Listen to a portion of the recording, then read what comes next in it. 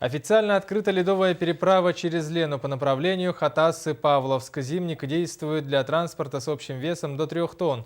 Добавим, что на сегодня по республике из планируемых к открытию 49 ледовых переправ допущены к эксплуатации 4.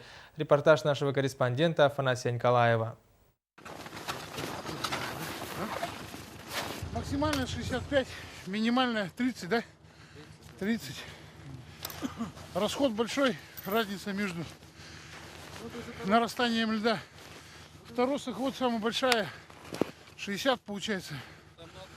Под берегами, где большое течение, 30. Вот в этом вся разница в этом году.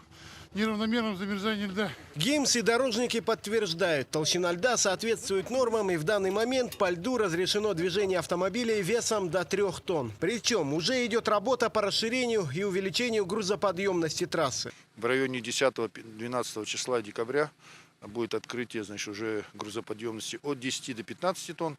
Ну и до конца декабря мы откроем 30 тонн, то есть, ну, как по прошлым годам. Это вторая открытая ледовая переправа на территории Якутии. Первая уже действует через реку Амга. В ближайшее время ожидается ввод в эксплуатацию еще 2 переправ. На участке Кангаласы-Сотинцы и на реке Вилюй. Так, переправа у нас имеется еще вот Барагон, то есть Кангаласы-Сотинцы.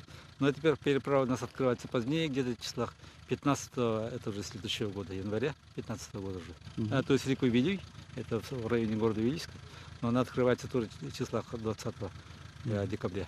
Инспекторы ГИМС и ГИБДД ведут постоянную работу по пресечению нарушений на переправе. Самое главное – весовой контроль.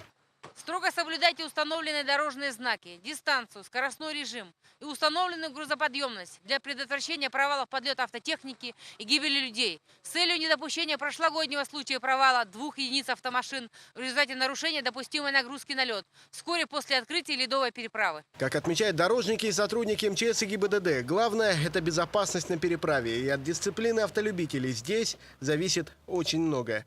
Афанасий Николаев, НВК «Саха», переправа Хатасы-Павловск.